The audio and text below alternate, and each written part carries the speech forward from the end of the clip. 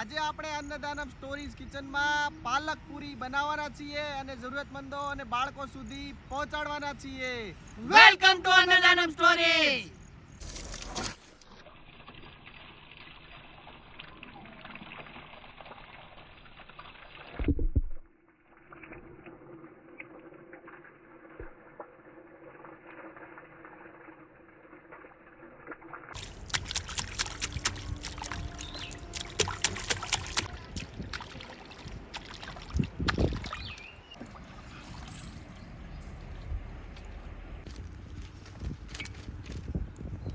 તો આજે આપણે બનાવવાની છે પાલકની પૂરી. જે આપણે પાલક ખેતરમાંથી તોડી આવ્યા છીએ એ પાલકને આપણે એકદમ સાફ કરી લીધો છે, કેમ કે એમાં કોઈ ઝીણી ઝીણી કાકરી ચોંટેલી હોય છે. એકદમ પાલક જમીનને અડીને રહેલો હોય છે, જેથી કરીને એમાં કાકરી ચોંટી જાય છે. જે કાકરી આપણે સાફ કરી નાખ્યો એટલે એમાં જતી રહી છે. હવે એક એક પાનને સાફ કરીને એની જે આ વધારાની દાંડી જે છે એ કાપી લઈશું અને આ રીતનું પાન કમ્પ્લીટ કરી દેવાનું છે આપણે. ત્યારબાદ આને આપણે જે બેસનનું એક ડો તૈયાર કરવાનું છે. ડો આપણે આગળ જોઈશું કે કઈ રીતે તૈયાર કરવાનું. એમાં આને એની અંદર ડીપ કરીને પછી આને ઓઇલમાં ડીપ ફ્રાય કરવાનું છે, જેનાથી આપણી પાલક પૂરી એકદમ તૈયાર થઈ જાય. થોડો ધીમા તાપે થોડી વાર સુધી પકાવવાની, જેથી કરીને એકદમ ક્રન્ચીનેસ આવી જાય અને પછી તમે કેચઅપ યા આમલીની ચટણી સાથે ગરમા ગરમ સર્વ કરી શકો.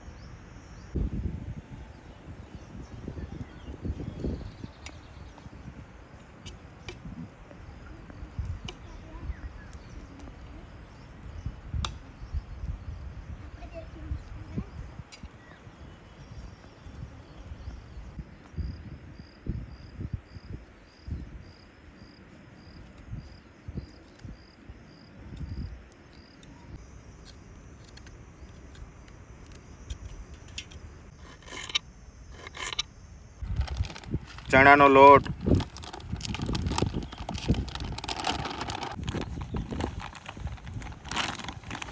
મીઠું, હિંગ, અજમા, લીલી મરચીની પેસ્ટ, આદુની પેસ્ટ, પાણી,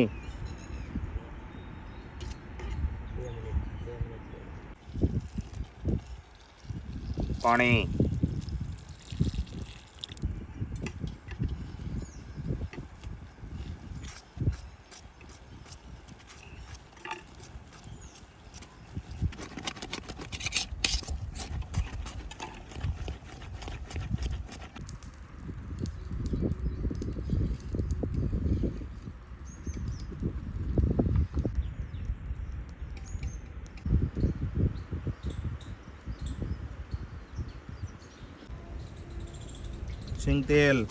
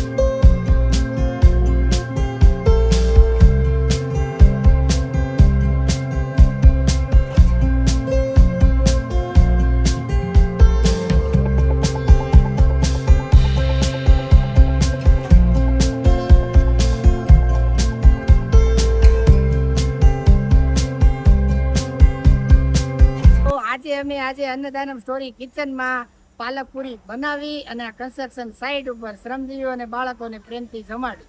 જો તમને અમારું કામ ગમ્યું હોય અને અમને સપોર્ટ કરવા માંગતા હો તો અમારી બંને channel Annadanam story Annadanam story બ્લોગને લાઈક શેર અને સબસ્ક્રાઇબ કરતા રહો. અને અમારો આ વિડીયો ત્રિમૂર્તિ ચેરિટેબલ ટ્રસ્ટ દ્વારા મેનેજ કરવામાં આવ્યો છે.